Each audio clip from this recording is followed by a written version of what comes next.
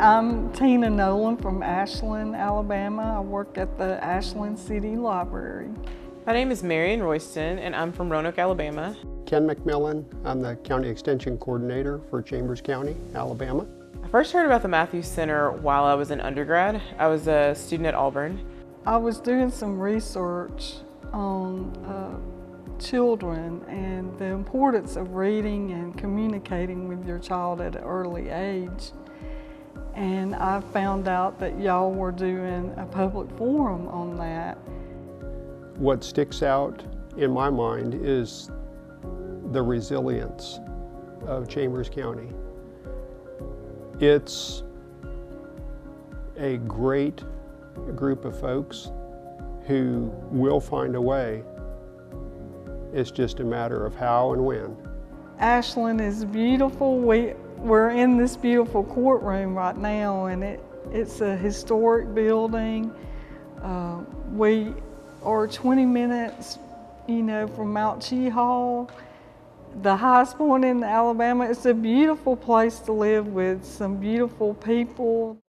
Alabama's my home. I've done my genealogy. My family's been here for generations, and I am proud of the fact that my family has helped build this state.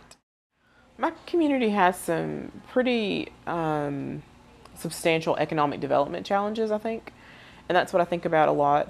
We need people who have jobs that pay them living wages. They need the skills to work those jobs, and those jobs need to be available. And so we've had a few businesses close. Our economy isn't what it used to be like when I was a little girl. I mean, I was born in the 90s, and so there were lots of businesses open. There were lots of small businesses. There was lots of industry, and that's changed over my lifetime. I only started working here about a little over 2 years ago, and I did not know the history behind the mill closings. We're gonna sing this song all night today, 'cause I don't bother work don't bother me. I'm just as happy as a darned old bumblebee. I eat when I can get it, sleep about half the time.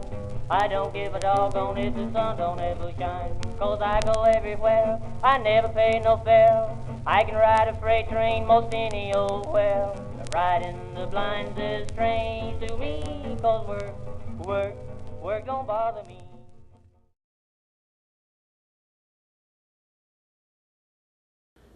It's still there.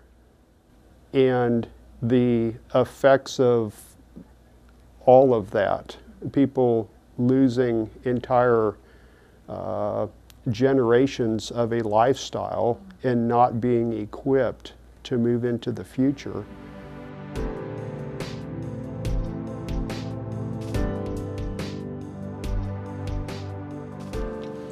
What are challenges in your community? Challenges, there's lack of job opportunity. A lot of the times just to get a job, I knew you had to know somebody, and it really sets a low standard for students like me graduating, and nobody really expects me to do much and things like that.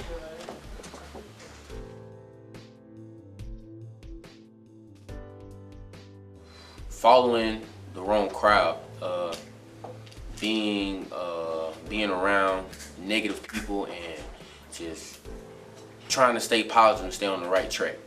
There's not many opportunities for people my age, and there's not many jobs. Just not enough jobs. Would you like to come back here? Depends. They grew up 10 years behind me, and so that means that they were born in the middle of those hard times. And so that really shapes their experiences, and that shapes their view of this community. And it makes me sad because their view isn't quite as favorable as mine. They want to get out, and they want to get out as fast as they can, and they don't want to look back. Our schools started shutting down. We had two schools that shut down, Bibb Graves and Millerville shut down, and they were consolidated with Ashland and Lineville. And that was hard on those communities. They really rallied around not doing it. I'll say that the good thing about this community is that we have one thing that always holds us together, and that is our school system. In Roanoke, we have Roanoke City Schools, which means that it's one school system, it's 3 schools. It's an elementary, a middle, and a high school, and the community has that one unifying thing to rally around. In the coming years after that, you know, when Wall Street shut down, the library saw people just desperate to try to find a job. They had lost their jobs. We saw a man for a whole year come in the library every day.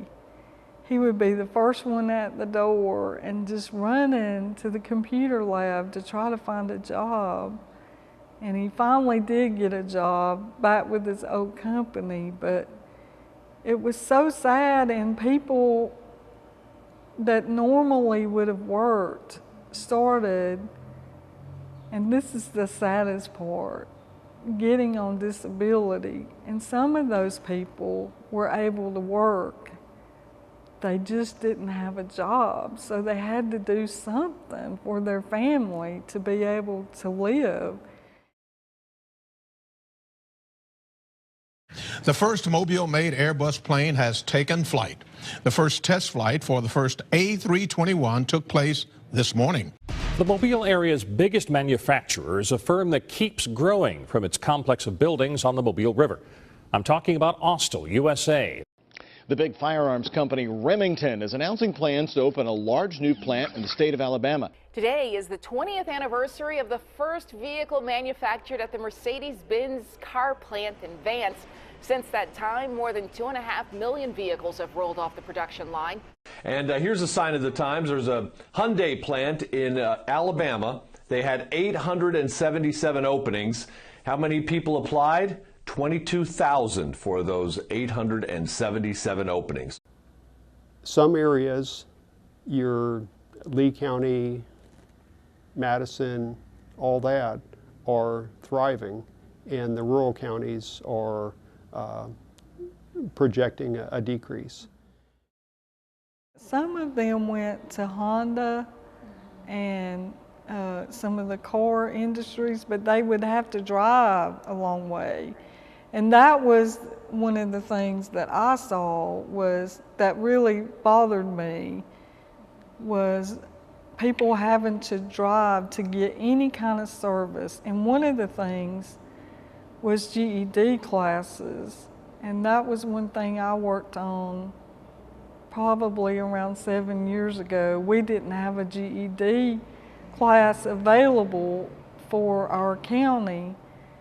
And I found out that Southern Union was the ones responsible for those classes, and I called them once a week. I had it on my calendar.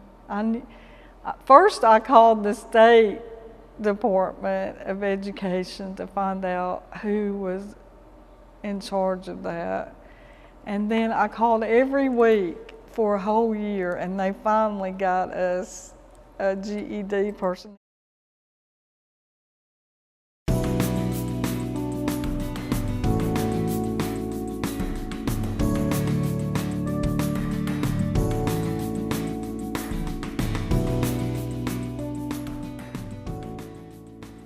It's difficult to overcome a history and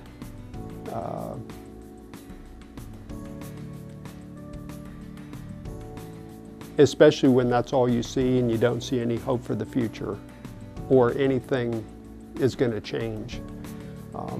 And I think the forums allowed people to build trust. I think it's the only way that we can work through the issues together. The hard part is getting them there.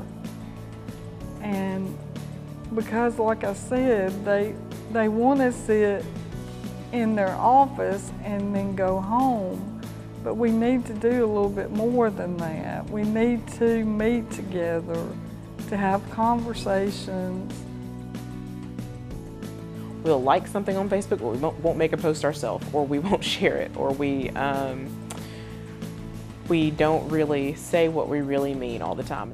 Let's be honest with each other about what's going on here. Having the What's Next Alabama forums in each county, I think is vital, because we cannot seriously address the challenges that we have unless we sit down and talk. If you just turn on the news, scroll down your news feed, do any of that, it's really, really nasty. And sometimes it makes us want to disengage. Be part of the solution. Don't be a spectator. Just get in there, roll up your sleeves, and help build the future. I do think that we have what we need to address those challenges. We have some great universities with some smarty pants people. We have some wonderful communities with hardworking people who really love their communities and love the state. And so I know that if we can leverage that love and maybe minimize the things that divide us, that we can do really, really great work together. Let's talk about it and let's make it better.